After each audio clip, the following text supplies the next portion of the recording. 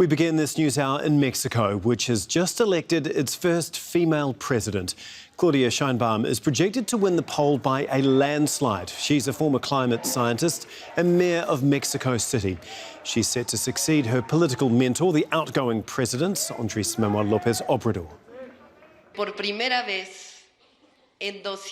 I'm grateful because for the first time in the 200 years of our republic, I will be Mexico's first female president.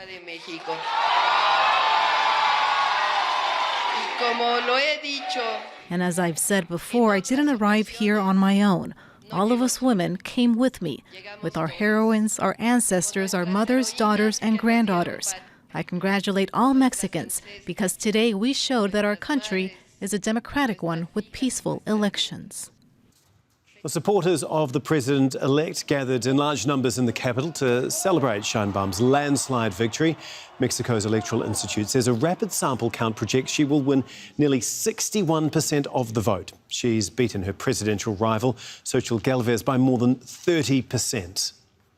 Well, for more on this, we're going to go to our Latin America editor, Lucia Newman, who joins us now live from the capital, Mexico City. And looks like this will be a huge win for Sheinbaum. Can you just talk us through these interim results? Just how significant are they? And I understand that Galvez has now conceded.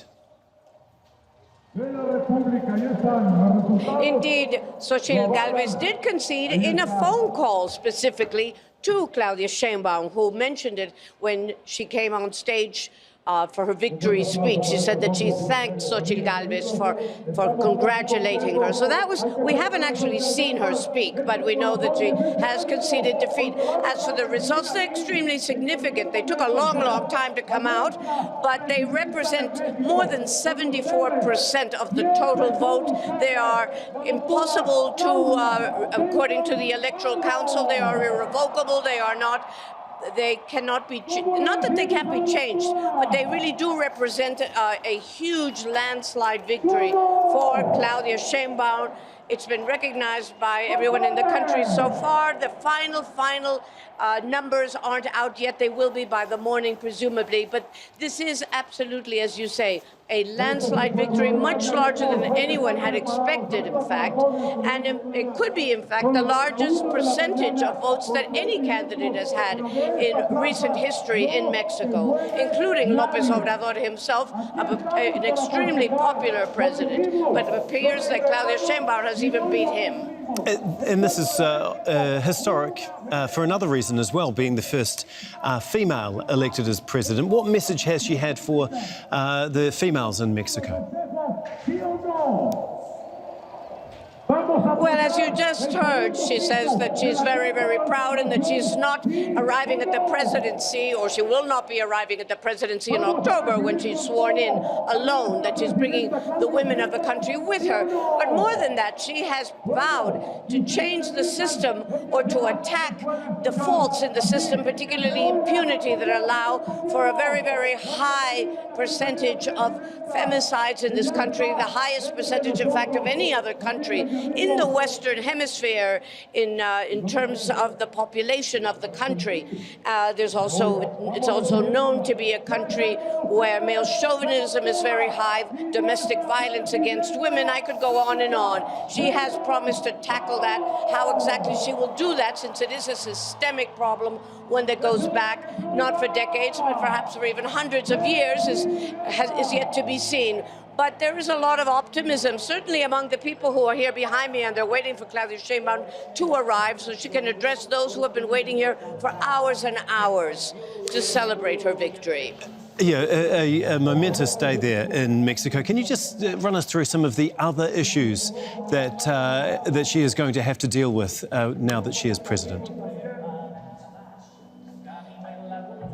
Yes, absolutely. One of the things that she said in her speech, which I found very noteworthy, is that she will fight against corruption and against authoritarianism, as well as, of course, the violence that is epidemic in this country and that is running rampant. The number of people who are murdered every day is extraordinary. The number of people that go missing, that disappear, can only be compared to a country at war, and Mexico is not technically a country at war. Drug trafficking, the problem with migration, relations with the United States. Those are all, of course, issues that she will have to deal with, but she was in her speech very, very conciliatory. She reached out to the opposition. She reached out to the media. The current president, of course, has had a very, very conflictive relationship with the media, with the United States, depending on who is president, and of course has been criticized for not doing enough to help migrants that come in by the hundreds of thousands into this country from other Latin American countries mostly, and who are sent back to the border so that they don't cross the U.S. border. So it's a very, very long list of things she's going to have to do. Whether she will do them the same way as Lopez Obrador, sticking to his program, as she has said in the past that she will do, is yet to be seen. But let me tell you that right now she's just arrived here on the stage right in front of the presidential palace to greet the thousands of people who've been waiting here for many hours. Some of them had started to leave, in fact, when they heard that she was coming. We believe that she will also address this crowd of very, very staunch supporters who are overjoyed by this victory. But as you say, she will have her work cut out for her when she finally does take over the presidency. Mexico is a very, very large country, the largest Spanish-speaking country in the world. Its next-door neighbor, the United States, can be an advantage and also a great disadvantage. And Claudia Sheinbaum is going to have to show Mexico and the world that she can really speak with her own voice, not just with that of the current president, Andrés Manuel Lopez Obrador. It will be fascinating to follow her presidency. Thank you so much, Lucia. Lucia Newman there, our Latin America editor in Mexico City. Make sure to subscribe to our channel to get the latest news from Al Jazeera.